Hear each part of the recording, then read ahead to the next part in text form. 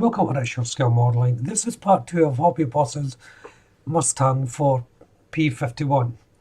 Scale is 172. In this part I'm going to be finishing off the model, so assembling it, putting on the decals, and then at the end of the video I'll show you the final review. So it's all going to be in the one part.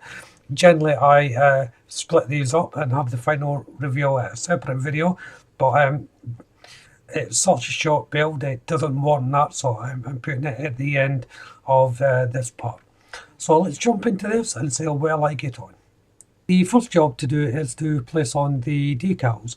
Now I've decided to do this before the assembly. I've had a look at this and I thought it'd be easier just to place the decals on first. It's not recommended you do it this way. I'm just having a play about with it, see whether I can do it without damaging the decals. So I'll just speed up this process a little bit.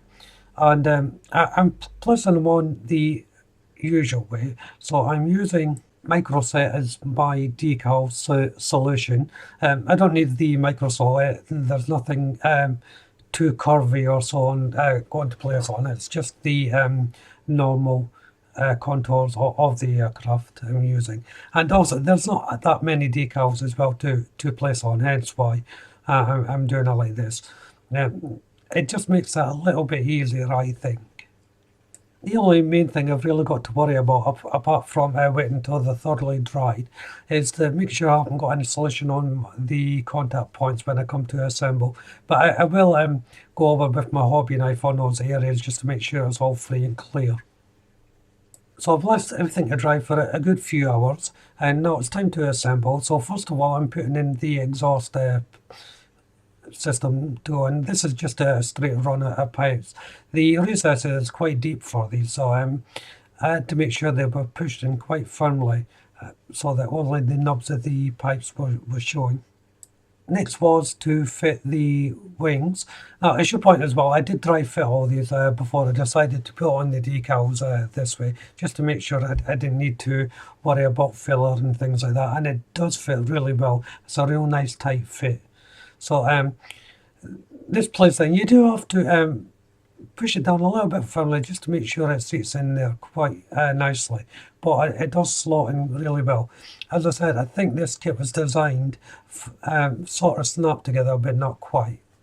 And what I mean by that is, just as I'm putting on the rear wings, is the kit can possibly hold together without any cement put onto it, but there's no actual pins as a smart kit, a snap kit would have. So it may be better to use cement, but if you're a beginner and if you don't have that sort of stuff, you could probably get away with not cementing it.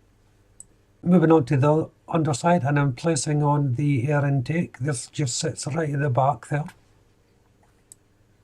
The wheel assembly is really easy, because you don't have to make up the wheels, or in fact the struts for the wheels. They just simply place in the hubcap like the normal way, a little area for the pin just to slot in before putting on the actual cover itself. These can be a little bit tricky to fit. You'll definitely need cement for these. The contact points are really small for it, so that makes them a little bit tricky to fit. In the end, I decided it was better to keep the covers off, place them on first, then put the landing gear in. It made more sense that way instead of trying to fit them to the strut before placing them in. To go in is the rear wheel, and that just gets pushed in. And then it's the assembly. The prop spinner just gets placed onto the blades, just gets pushed in before the end piece goes on. Feel free to cement this, because just make sure it dries if you want it moving, and then it just gets pushed onto the front of the fuselage. Then once that's done, all that remains is just to place on the canopy, which you'll do in a moment. So if you haven't done so already, why don't you go and check out the channel for my other builds? If you subscribe to the channel, hit the notification bell, that way you'll be kept up to date with all my future builds. Hit the like button, don't be afraid to leave a comment, and of course you can share the video. So as I'm just finishing up this build, the final reveal is directly after this. My thoughts on the kit: anyone can do this kit from beginners to experienced. It's a joyful little kit to build. That you can get so much out of it if you wish to put it, or building it directly out of the box is simple as well. If you can get hold of it, I would highly recommend it.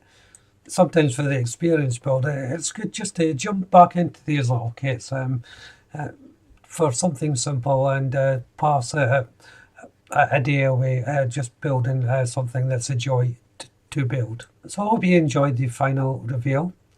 I'll see you on my next build. Bye for now.